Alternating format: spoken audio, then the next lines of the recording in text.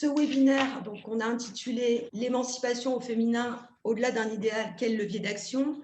On l'a organisé pour faire un peu l'écho d'une aspiration de plus en plus forte des citoyens à participer, à s'impliquer dans la vie de la société et à son changement, à vouloir co-décider et co-construire. Encore aujourd'hui, il existe de très nombreuses inégalités qui font que les habitants des quartiers populaires rencontrent d'autant plus de difficultés à accéder à une émancipation totale. Les femmes, encore plus que les hommes, rencontrent des freins liés à des inégalités qui sont persistantes. Malgré ces freins à l'émancipation, est-ce pour autant que les femmes habitant des quartiers, que les citoyens et les citoyennes des quartiers prioritaires ne s'inscrivent pas dans cette aspiration globale des citoyens à davantage faire porter leur voix, davantage co-décider, co-construire, participer à la vie de la société et participer au changement? Comment est-ce qu'on fait pour développer des actions qui induisent une véritable participation des habitants? Comment est-ce qu'on s'y prend? Et comment chaque acteur de la politique de la ville, que ce soit les élus, que ce soit les acteurs de terrain, que ce soit les habitantes, comment chacun à son niveau peut contribuer au renforcement de la participation des citoyens et de l'émancipation des femmes habitant dans les quartiers de la politique de la ville?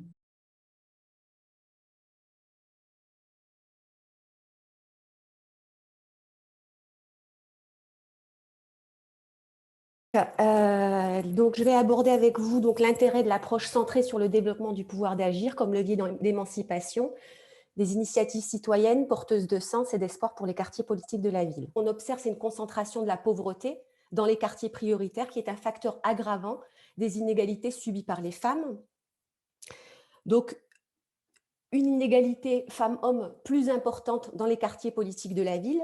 Ensuite, c'est que l'accès aux droits et aux services publics constitue un élément d'appui essentiel pour les femmes, notamment celles qui sont touchées par la précarité. Alors, au vu de tout ça, ce qu'il est important de mettre en lumière, c'est le regard qu'on va porter sur ces femmes, puisque effectivement, la stigmatisation des quartiers impacte l'identité sociale, qui a l'intériorisation de toutes ces images négatives, le poids du genre, les stéréotypes de sexe, et tout ça peut amener à porter un regard sur les femmes, oh les pauvres victimes. Sauf que dans la réalité, ce qu'on observe également, c'est que ces femmes dans les quartiers, elles agissent, elles sont actrices, qu'elles mettent en œuvre des actions, qu'elles portent des actions dans différents domaines. Et d'où l'importance d'avoir un regard qui prenne en compte cette réalité-là aussi. C'est que malgré toutes ces difficultés, elles déploient des capacités, des ressources pour essayer d'avancer. Alors, ma présentation, elle va s'articuler autour de l'approche centrée sur le développement du pouvoir d'agir. Donc, c'est des démarches participatives et émancipatrices qu'on développe au sein de Pacte. Pourquoi Pacte? C'est une association dont l'objet est d'innover, de diffuser, d'améliorer les pratiques favorisant l'inclusion sociale et la participation citoyenne des personnes en situation de vulnérabilité. Ce qu'on observe, l'idée, c'est que les problèmes sanitaires et sociaux ont une dimension collective et doivent faire l'objet de solutions collectives. Et au sein de Pacte, on a la conviction que les personnes ou les communautés qui sont confrontées à ces problématiques ont la capacité de modifier le cours des choses et de devenir les principaux acteurs du changement. Et donc, dans la pratique et les actions que nous développons, c'est tout naturellement en fait, qu'on s'est intéressé et qu'on s'appuie sur le développement du pouvoir d'agir. Donc, ce développement du pouvoir d'agir, je vais vous présenter la démarche d'action conscientisante, donc les principes, la confiance, la réciprocité. Et à notre sens, c'est aussi l'expression d'une citoyenneté au sein des quartiers politiques de la ville. Donc d'abord, le développement du pouvoir d'agir. Donc le développement du pouvoir d'agir, la finalité, elle repose sur deux principes. Une finalité de justice sociale, c'est de contribuer à une société plus juste, c'est-à-dire une distribution des ressources plus juste, plus équitable. Et également, donc, cette approche, elle prend appui sur deux philosophes, Spinoza et Ricoeur. Spinoza, donc sur tendre vers le bonheur. Donc pour Spinoza, chercher à être heureux est l'essence de l'homme. Et pour lui, l'homme heureux, il exerce la réciprocité et recherche le bonheur pour les autres autant que pour lui-même. Le deuxième philosophe, c'est la définition de Ricoeur et de la souffrance, et où la souffrance, elle n'est pas uniquement définie par la douleur physique, ni même par la douleur mentale, mais par la diminution, voire la destruction de la capacité d'agir, du pouvoir faire, qui va être ressentie comme une atteinte à l'intégrité de soi. Donc cette approche, elle repose sur ces deux principes, et elle a été conceptualisée, cette approche, par Yann Le Bossé, un Québécois, donc, qui dit que le développement du pouvoir d'agir, c'est un processus par lequel des personnes accèdent ensemble ou séparément à une plus grande possibilité d'agir sur ce qui est important pour elles-mêmes, leurs proches ou la collectivité à laquelle elles s'identifient. Donc, la finalité du développement du pouvoir d'agir, ça apparaît comme un objectif potentiellement capable de fédérer les efforts de différents acteurs désireux d'endiguer les problèmes sociaux. Donc, on est bien dans cette dimension collective. Et ceci notamment parce qu'elle consiste à concilier l'optimisation des ressources collectives, mais également l'épanouissement de la condition humaine en les articulant de manière à ce qu'ils permettent la réalisation d'un changement précis et concret, mais surtout qui fait sens pour les personnes qu'on accompagne. Donc, le développement du pouvoir d'agir au niveau opérationnel, c'est quoi? Comment ça se passe? Alors, il y a un préalable qui est que la définition du problème, elle se fait en premier lieu avec les personnes concernées. C'est que les personnes concernées sont les premières avec lesquelles on va définir le problème auquel on entend s'attaquer. Ensuite, c'est d'engager une conduite du changement à partir de 4 axes. Donc, ces 4 axes sont définis. Donc, le premier axe, c'est le repérage des acteurs, de leurs enjeux et du contexte. L'idée, c'est qui veut quoi, pourquoi. Et l'intérêt de cet axe, c'est vraiment d'ouvrir des perspectives, d'ouvrir le regard des autres acteurs qui pourraient être concernés de près, de loin, par le problème auquel on entend s'attaquer. Donc là, c'est vraiment important de ne pas pointer les manques dans la situation, mais de prendre en compte l'impact du contexte sur le problème et de se donner les moyens d'agir dessus. Alors, le deuxième axe, donc dans la conduite du changement, c'est ce que je vous ai dit tout à l'heure, le préalable d'impliquer les personnes concernées, c'est vraiment impliquer les personnes concernées tant dans la définition des problèmes, mais également dans les solutions qu'on va envisager. Donc, toutes les solutions qu'on va penser, réfléchir, c'est avec les personnes concernées. Et les personnes concernées, pas seulement en tant que bénéficiaires de l'action, mais en tant qu'actrices de l'intervention. Donc, il y a vraiment voilà, une posture et une place des personnes impliquées qui est vraiment différente. Et ce qui est important dans cet axe-là, c'est que les personnes, eh bien, elles sentent qu'elles ont une place légitime pour être actrices au sein de l'intervention. Ensuite, le troisième axe, c'est la conduite contextuelle des interventions.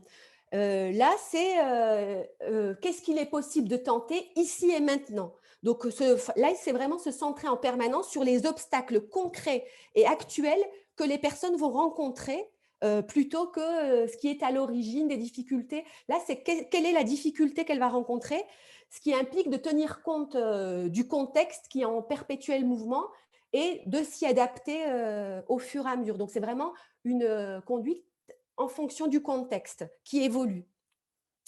Et le quatrième axe, c'est l'introduction d'une démarche conscientisante. L'idée, c'est vraiment, c'est qu'est-ce que j'ai tenté, qu'est-ce que j'en retire, qu'est-ce que ça m'a permis de comprendre, comment je peux réutiliser ce que j'ai appris.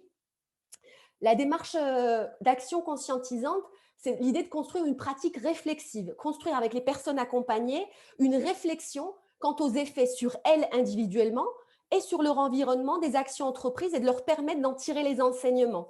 Là, c'est vraiment ce qui va contribuer au processus d'autonomisation en leur permettant de s'attribuer le mérite des changements qui ont été opérés. Et dans la démarche du pouvoir d'agir, démarche d'action conscientisante, elle est très importante parce qu'elle permet aux personnes de se rendre compte, enfin, des répercussions de l'environnement. Ça les amène à avoir une lecture critique des situations inégalitaires, par exemple, qu'ils rencontrent. Et cette démarche de conscientisation, c'est vraiment d'ouvrir des espaces qui permettent de partager les savoirs d'expérience des personnes et la réalité sociale des personnes. Et l'idée, c'est de développer leurs pratiques réflexives et ce qui leur permet de transformer, faire évoluer, modifier la situation et d'opérer tous les changements qu'ils jugeront nécessaires. Donc, c'est vraiment des interventions qui mettent en valeur les ressources que les personnes déploient, et ce, malgré toutes les difficultés, les conditions de vie. Et ça évite aussi de les renvoyer à des positions sociales de oh les pauvres, c'est vraiment quelque chose où on va venir activer un regard bienveillant, une attention inconditionnelle positive sur les personnes. Alors, concernant la confiance, ce principe de confiance et de réciprocité, ça, c'est un des principes de l'approche des PA, où c'est une démarche égalitaire qui est fondée sur le respect et la confiance réciproque, et ce qui permet de proposer ces espaces de participation qui reconnaissent les compétences des personnes et visent donc à donner du pouvoir pour être, dire, choisir, expérimenter, agir et faire évoluer sa situation. Alors, ce qu'on observe aussi par en mettant en œuvre cette approche, c'est aussi l'expression d'une citoyenneté. On peut le noter, c'est que les habitants des quartiers politiques de la ville, ils sont parfois très éloignés de la parole publique. Et ce qu'on observe à travers la mise en place de ces espaces, c'est comme une sorte d'école de la démocratie à travers la participation citoyenne. Les personnes, elles feraient l'apprentissage de comment fonctionne la démocratie, l'intérêt général, les intérêts particuliers, les prises de décision, les négociations. Et donc, vraiment, d'ouvrir ces espaces de développement du pouvoir d'agir, c'est aussi régénérer le fonctionnement démocratique avec des espaces en fait d'apprentissage de la démocratie. Et ce qu'on peut aussi observer, c'est que ça permet aussi de faire vivre le conflit démocratique. C'est qu'à travers l'expression citoyenne et surtout l'écoute de cette expression, on aurait l'occasion de sortir des situations de violence ou de repli qui sont tant décriées. Et ça donne vraiment l'occasion de transformer ces phénomènes en conflits démocratiques. Et le support collectif, il permet de faire vivre ce conflit. Et ce qu'on pense, c'est que ces dispositifs participatifs, ils peuvent aussi aider à faire émerger ces conflits et permettre aussi aux habitants d'apporter leur pierre à l'édifice pour essayer de résoudre en fait ces conflits démocratiques. Après, donc toujours concernant l'expression de la citoyenneté, c'est le lien entre le processus d'émancipation et le lien sur ces processus d'émancipation, ils viennent soutenir l'estime de soi des personnes. Ou ce qu'on a pu observer, c'est souvent des personnes avec une faible estime d'elles-mêmes, qui doutent de leurs capacités. Le fait de les intégrer à une action, à une intervention où elles participent, elles sont partie prenante, elles sont actrices de ces actions, font que ça vient soutenir le sentiment de compétence qu'elles peuvent avoir. Elles se rendent compte en fait, que leurs interventions, leurs actions ont des effets concrets, et ça vient renforcer en fait leur légitimité de présence et même leur place au sein du quartier, au sein de leur territoire, au sein des écoles, dans leur participation. Donc il y a vraiment ce lien en fait qu'on observe très fort entre ces processus d'émancipation et le renforcement en fait de l'estime de soi des personnes. Donc ensuite, comment les institutions elles peuvent soutenir l'émergence des pratiques participatives et émancipatrices. Donc au niveau des professionnels, ce qu'on observe, c'est vraiment une transformation des pratiques sociales, où là, on n'est plus sur l'idéalisation du professionnel qui sait, qui a la réponse à la problématique que la personne rencontre, mais vraiment un changement de posture et même de regard où là, l'idée, c'est que le professionnel, ce n'est pas le sauveur ou ben, le policier qui va contrôler que la personne a bien fait, c'est vraiment un passeur avec l'idée d'accompagner, d'aider, de soutenir les personnes qui vivent des situations qui sont vécues comme incapacitantes et d'ouvrir le champ des possibles avec elles et avec leur réflexion sur la situation. Donc là, c'est vraiment d'être co-créateur de solutions l'idée, c'est vraiment de les amener à avancer dans la situation en leur permettant de résoudre les problématiques. Et c'est de passer de l'encadrement à l'accompagnement où là, on va venir soutenir les acteurs du changement que sont les personnes et en augmentant les capacités de ces personnes à avoir plus de contrôle sur les buts qui reflètent leurs préoccupations, ce dont elles ont envie. Et c'est leur fournir les ressources ou même leur faciliter l'accès à certaines ressources qui leur permettent de résoudre des problématiques. Donc, pour cela, cette démarche d'intervention, elle prend le temps nécessaire au succès de son implantation. L'idée, c'est vraiment de définir la cible du changement, les moyens d'action qu'on va mettre en œuvre pour atteindre ce changement et surtout de prendre le temps de créer les conditions d'un changement effectif. Donc, ça veut dire prendre le temps nécessaire. Parfois, certains professionnels ne se rendent même pas compte, pour aller vite, ils vont faire les choses et ne pas permettre aux personnes de faire les choses par elles-mêmes. Et ça va plus vite en temps, mais au final, les personnes ne savent toujours pas comment résoudre une situation, un problème qu'elles ont rencontré. Et cette temporalité et le fait de prendre le temps, c'est aussi une garantie d'un réel enracinement du changement. C'est-à-dire qu'on permet aux personnes de s'approprier tous les moyens pour résoudre la situation. Donc, des fois, ça peut être un temps de formation, d'information, de rencontre. Il y a vraiment de passer par différentes étapes et de prendre le temps de respecter tous les moyens d'action définis et mis en œuvre.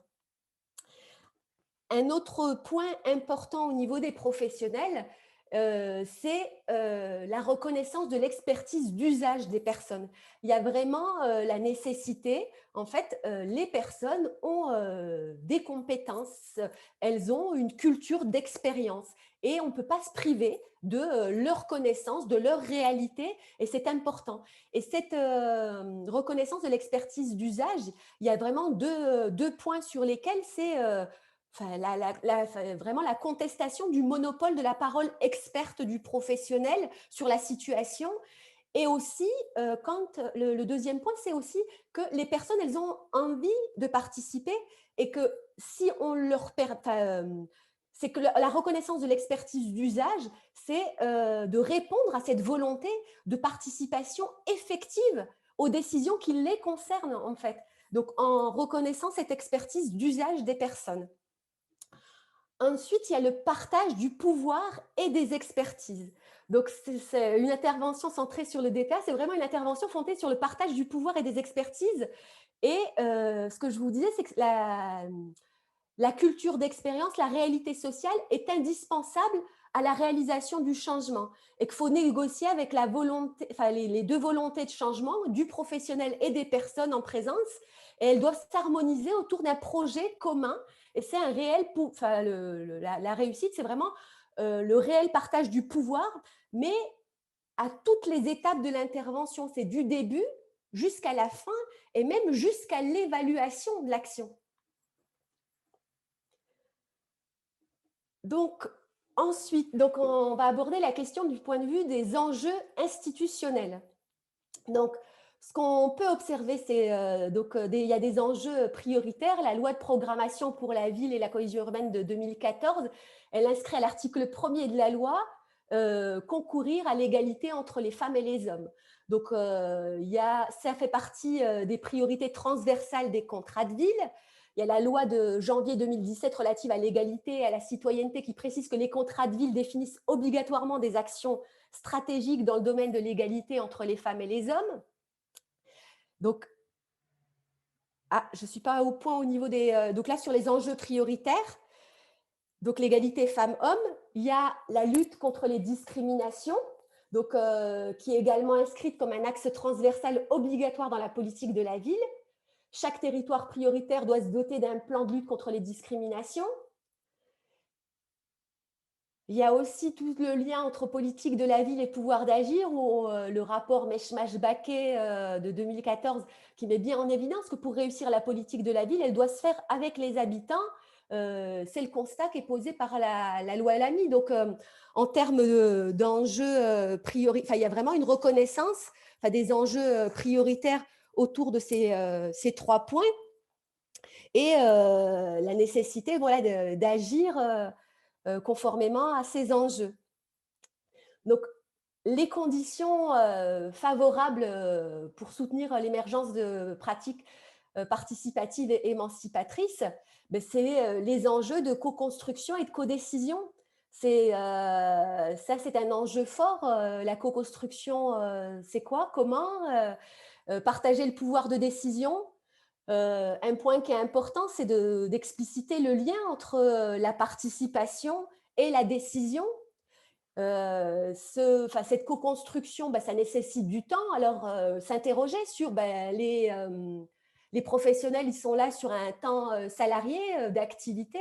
Les habitants, quelle rétribution eux aussi quand on se met dans une démarche de co-construction, ce temps de travail, pour quelles raisons les professionnels seraient là sur leur temps d'activité et les habitants, de voir en fait comment voilà, cette participation à cette démarche de co-construction, elle va être valorisée, cette participation des habitants, elle va être valorisée. Donc des financements significatifs avec des indemnisations donc, à déterminer.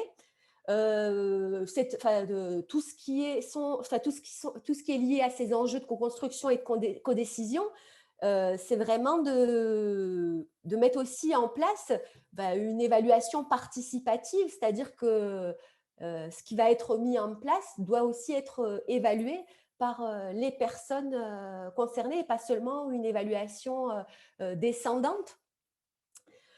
Donc, quelles conditions favorables, donc toujours au niveau institutionnel, c'est ce qu'on a vu tout à l'heure, c'est de reconnaître l'expertise d'usage des personnes qui est importante.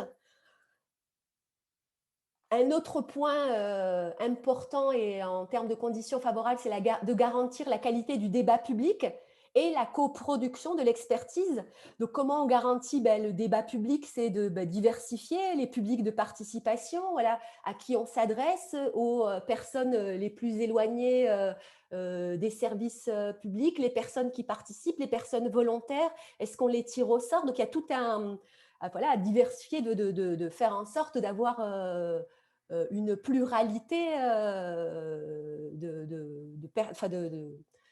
de personnes qui participent et de donner les moyens en fait d'accéder à cette pluralité. Donc après, pareil, au niveau de s'interroger au niveau du format, est-ce qu'on va mettre en place une action très formalisée, très institutionnelle? Quel cadre on va proposer? Donc, il y a c'est ATD Carmonde qui proposait des méthodes comme la co-formation avec le croisement des savoirs et des pratiques, avec des groupes de pairs. Il y a différentes modalités, en fait, différentes méthodes, différentes modalités qui permettent en fait de coproduire de l'expertise. Un des points également, une des conditions également favorables, c'est de permettre aux collectifs de développer leur pouvoir d'agir. Comment? En soutenant les initiatives citoyennes, les actions collectives dont on entend parler à proximité, voilà, de leur apporter le soutien. Alors, Ensuite, concernant les nouvelles formes d'intervention sociale, ce qu'on observe, c'est vraiment une nécessité de former les professionnels au développement social ascendant et à l'éducation populaire, et tant dans la formation initiale que continue. Voilà, est-ce que les travailleurs sociaux, est-ce qu'ils ont dans le cadre de leur formation une formation de comment on prend en compte la participation, comment on construit par le bas et comment on répond à une demande institutionnelle de participation. Ensuite, ce que je vous disais dans développer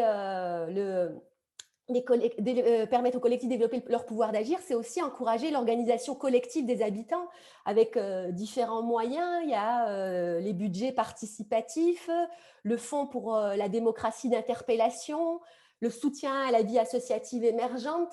Voilà, tous ces éléments sont des éléments qui doivent être pris en compte quand on a la volonté en fait de soutenir l'émergence de pratiques participatives et émancipatrices. C'est vraiment l'idée de voilà, comment on encourage l'organisation collective des habitants. Et vraiment, l'organisation collective est autonome, pas instrumentalisée, pas de leur permettre voilà, de développer des actions et de répondre aux problèmes qu'ils rencontrent dans leur quotidien. Donc, les freins et les difficultés aux démarches participatives et émancipatrices, elles sont de plusieurs ordres. Donc, d'abord, la forte institutionnalisation et parallèlement une faible participation des habitants. On voit enfin, depuis quelques années hein, une offre participative qui est en augmentation avec sous forme de conseils de quartier, conseils citoyens, les conférences citoyennes pour le climat. Après, ce qui est important, c'est de s'interroger à ce que, de voir, dans quelle mesure ces dispositifs, est-ce qu'ils sont adaptés ou pas au public auquel on s'adresse? Parce que voilà, quelqu'un qui n'a pas l'habitude de prendre la parole en public, de s'exprimer oralement face à une foule, est-ce que le format grande messe, est-ce qu'il va pouvoir, est-ce qu'il va être à égalité avec quelqu'un qui a l'habitude de prendre, le professionnel qui a l'habitude de prendre, d'animer une réunion. Donc il y a vraiment cette interrogation en fait du format qu'on va proposer ou de la préparation hein, à ce qu'il puisse intervenir dans le cadre de ce format. Après, donc une deuxième difficulté, c'est une participation qui est réduite à la communication de l'institution vers la population. Une information descendante où l'idée, en fait, c'est plus d'informer et de faire preuve de pédagogie, d'expliquer, par exemple, le projet urbain, mais où on va faire l'économie de se dire, tiens, il y a un plan de rénovation sur le territoire, ce serait intéressant d'avoir l'avis des habitants sur la présence d'espaces de jeu, d'espaces verts, leur place sur le territoire. Est-ce que voilà, les architectes ont cette volonté-là d'inclure en fait la vie, la participation réelle des habitants? Donc, ce qu'on observe, c'est souvent, voilà, donc dans les freins et les difficultés, c'est que souvent la participation, elle est vraiment réduite à de la communication de l'institution vers la population. Ensuite, un frein important, c'est cette injonction participative qui est une manière de concevoir la population dans l'entièreté de la participation. Elle repose sur les habitants, où c'est à eux de se mettre en quelque sorte à niveau de l'action publique pour participer. Et dans cette injonction participative, il y a plusieurs éléments en fait qui doivent être questionnés, qui doivent interroger en fait tous les citoyens. C'est ce renforcement en fait du fossé démocratique qui existe entre les habitants des quartiers et les institutions, avec le fait de maintenir cette injonction participative, c'est qu'on va renforcer des stéréotypes mutuels en fait de part et d'autre. Après, il y a aussi un point, c'est le rejet du conflit et de l'action collective. On voit qu'il y a une peur du conflit. Quand tout à l'heure on parlait de faire vivre le conflit démocratique, ça peut être ça en fait, la conflictualité, elle est intéressante si elle peut être parlée, échangée. Et là, on observe une peur du conflit, de l'action collective. Et si on ne fait rien pour faire vivre ce conflit, c'est dommageable parce que en fait, ce conflit démocratique, il a aussi l'intérêt de stimuler l'action publique. C'est vraiment, ça peut être un stimulant aussi d'adaptabilité de l'action publique. Après, cette injonction participative aussi, ce qu'elle fait, c'est elle vient se couper, donc le déficit de connaissances, elle se coupe des savoirs d'usage des populations, où on a une non prise en compte en fait des potentialités de la culture d'expérience des habitants qui, voilà, on va pas forcément interroger, faire participer des habitants qui ont une lecture très fine en fait de ce qui se joue, des enjeux du territoire, des possibilités d'action, levier qui peut exister. Donc, au niveau des préconisations, donc, il y a la nécessité d'un volontarisme, pour faire émerger en fait des pratiques participatives et émancipatrices, il faut qu'il y ait un volontarisme politique. On l'a vu tout à l'heure, il y a des enjeux prioritaires très forts, mais il y a aussi la nécessité de clarifier les objectifs. C'est-à-dire de travailler en interne, hein, les collectivités, l'État, les institutions, sur les objectifs qu'on poursuit en fait. Pourquoi on fait participer? Comment on fait participer? Est-ce que la co-construction, c'est à la marge ou au cœur de la démarche qu'on veut mettre en place? Et se poser réellement ces questions. Aussi de se dire, est-ce que le savoir des habitants, la culture d'expérience des habitants, est-ce qu'elle est perçue comme importante ou pas importante? En fait, toutes ces questions, elles ont besoin d'être posées et ça permet aussi de clarifier les objectifs qu'on va se donner quand on veut mettre en place une démarche participative. La deuxième préconisation, c'est d'associer les habitants dès les premières réflexions. Quand on veut mener une démarche participative, ça suppose d'accepter de se mettre en danger au service d'un projet partagé. Ça, c'est une réalité. Et ce n'est pas forcément dans la culture des institutions, mais ça peut être intéressant pour les élus et les professionnels aussi de se former à ces questions de la participation. Après, un des points, c'est de coproduire dans la durée. Chaque projet, ça a une temporalité. Il faut prendre le temps nécessaire dans la durée si on veut vraiment inscrire un projet de participation et qu'il s'enracine dans un territoire. Un des points importants, c'est le lien avec la décision. Ça, c'est dans toute participation, quelle qu'elle soit, c'est toujours expliquer aux habitants pourquoi et dans quel cadre ils vont être sollicités et ce à quoi va servir leur participation. Même si l'objectif, il est modeste, c'est qu'il faut assumer de dire, voilà, votre participation, elle va servir ça, et quelle place elle a dans la décision. Et pour terminer, le rôle des artisans de la participation. Il y a un ouvrage qui est très intéressant, c'est Faire participer les habitants de Marion Carrel, qui est Citoyenneté et pouvoir d'agir dans les quartiers populaires, où il y a tout un chapitre sur les artisans de la participation.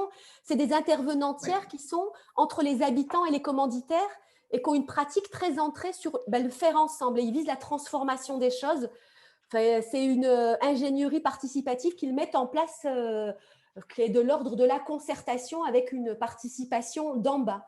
Et donc, voilà, il y a ces artisans de la participation qui peuvent aider. L'illustration à partir de l'accompagnement de l'association Espoir 34. Donc, l'association Espoir 34, c'est une association d'habitants dont l'objet est le développement du pouvoir d'agir des habitants. Et donc, dans ce cadre-là, j'ai pu accompagner l'association qui est créée depuis 2016. Elle s'est créée à la suite de la mobilisation des parents du Petit Bar, ceux qui se sont mobilisés contre la ségrégation scolaire et pour la mixité sociale. Donc, j'ai pu accompagner les parents au niveau, avec Pacte 34, au niveau conseil méthodologique. Et donc, l'action, par exemple, qu'ils ont mis en place, c'est une action qui s'appelle coéducation, réussite et scolarité. Elle partait du problème, les parents se rendaient compte qu'il y avait un problème majeur, c'est que les enfants qui veulent être accompagnés au niveau du soutien scolaire, il y a des listes d'attente et peu de place en fait pour accompagner les enfants qui veulent avoir du soutien scolaire.